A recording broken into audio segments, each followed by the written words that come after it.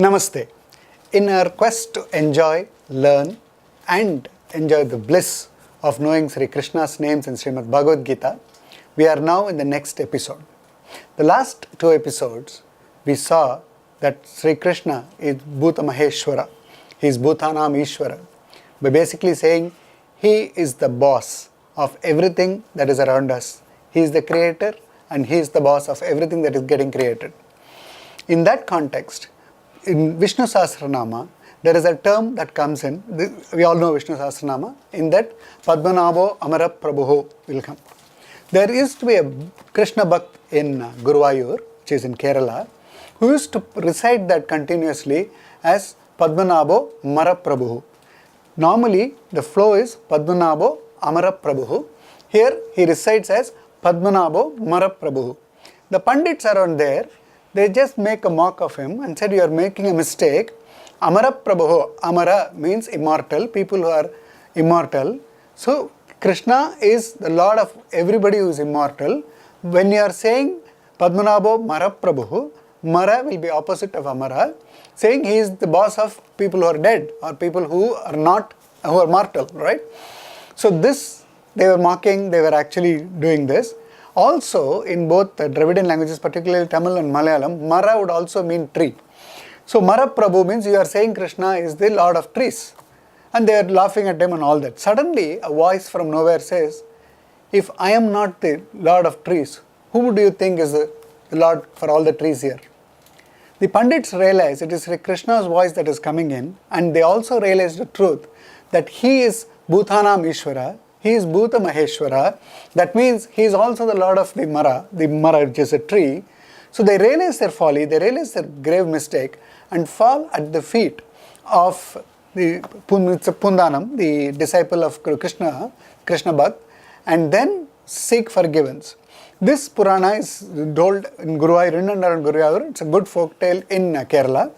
And you will find, if you go to Guruvayur temple, you will find a large terracotta statue, 54 meters or something, of Krishna to signify, which will look like Krishna on top of a tree, to exactly depict this, saying he is Mara Prabhu. So we are talking about Krishna, who is Bhutanam Ishwara, Bhuta Maheshwara and Mara Prabhu. Now, we saw all this in the last episode. Why are we discussing it now? Because this episode and the next two episodes, we are going to enjoy another blissful name of Sri Krishna.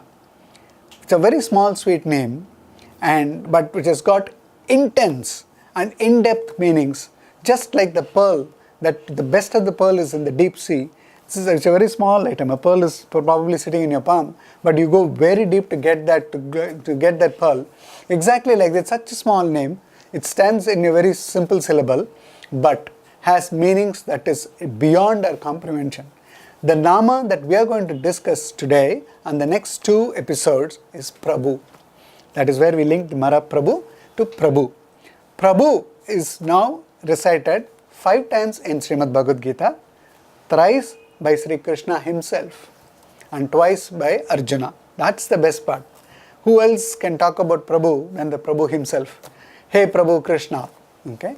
So today we are going to look at chapter 5, 14th sloka, in which the Prabhu occurs for the first time in Bhagavad Gita. The sloka goes like this.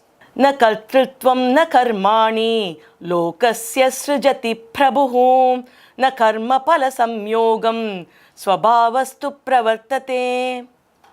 So this sloka, as I said, has got in-depth meaning, particularly Prabhu, the Naama Prabhu. Various acharyas, Bhagavad Ramanuja, Adi Shankara and very many learned Pandits and Acharyas have given their interpretation to this Tirunama Prabhu. For this episode, I will take more from the Gita Press, the definitions given by the Gita Press for the word Prabhu. Now, Prabhu here probably means omnipotent. We say God is omnipresent, omnipotent. When we say omnipotent, obviously he is all powerful. There is nothing that he cannot do. He literally can do everything. He is capable of doing everything. There are some of us who are capable of doing very many things, but not everything. There are certain things that we do very well than the others that we can see in comparison. Let's take cricket for example. Last episode also we saw cricket. We have batsmen, we have bowlers and we have all-rounders. Okay?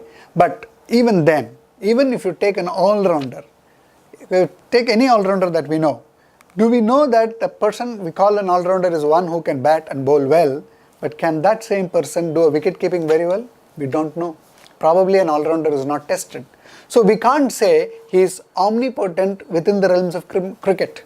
So in case it's somebody else who is who's got a good hand in creating furniture, woodwork and all that, a carpenter, what do you say? Is omnipotent in carpentry? There could be something that he is not being very good at it. We don't know. But for Sri Krishna, we can say he is omnipotent because he is the Lord, and he is omnipotent in many things, and that's what Puranas and Itihasas have established. It's not because I believe that Krishna is omnipotent we are saying this. The great Acharyas, great Rishis have everybody established, the Itihasa Purana has established how Sri Krishna is omnipotent. Now, if he is omnipotent, and if he is, in this case, Krishna is also like a human, right? Arjuna and Krishna are talking. So Arjuna can do a lot of things. He can use bow and arrow. Krishna can also do bow and arrow. The only difference is Arjuna has to make a lot of effort to take his bow and arrow to leave it. Krishna, as the omnipotent Bhagwan, can just get rid of something or release an arrow just by sankalpa, just by his thought. He doesn't have to do any extra effort. That is what we mean here by omnipotent, all-powerful, and he's got complete command of everything under him. So in this case, if Krishna is so omnipotent, so all-powerful, and we are his bhakta, we are his devotees, why is that you and I go through few issues here and there? Can Krishna not do away with all these things because he is omnipotent? Yes, he can, but he won't. Because he has defined the Shastras, given us the Vedas, given us the Shastras, and says these are the do's, these are the don'ts. If you do all the do's, you will collect punya. If you do any of the don'ts, you will collect papa. And for every papa, you have a consequence. So for every punya, there is a positive consequence, and for every papa, there is a negative consequence.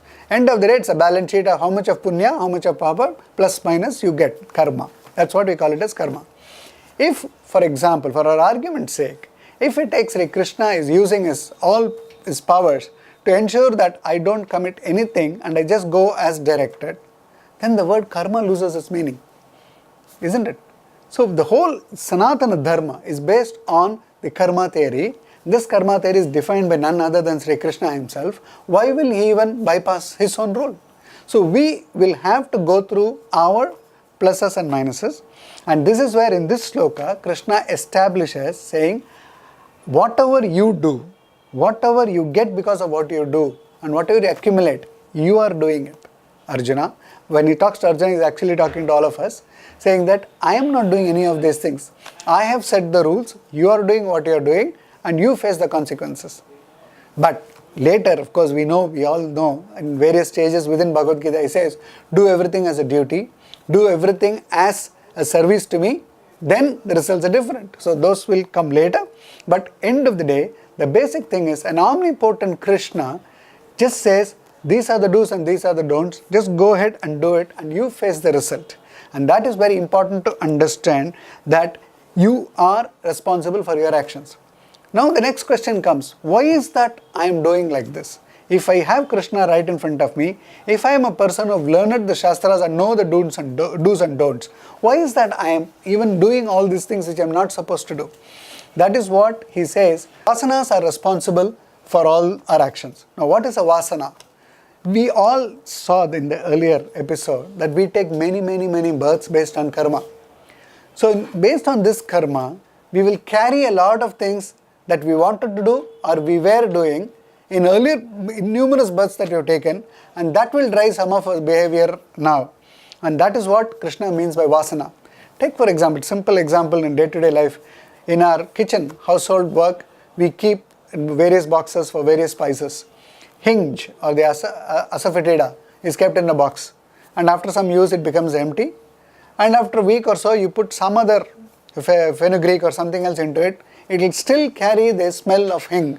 That is the vasana we are talking about. Because it earlier had hing, the asafoetida, even the fenugreek will carry the asafoetida smell. That's exactly the vasana, that we are in a different birth now, but our earlier vasanas are driving us some of our decisions today.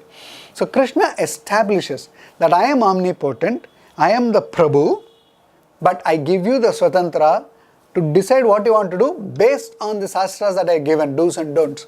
So let us remember that Sri Krishna is the Prabhu, the Lord of everything, and is the most omnipotent person that we can see, and let us seek refuge in Sri Krishna's feet and be blessed. Namaste.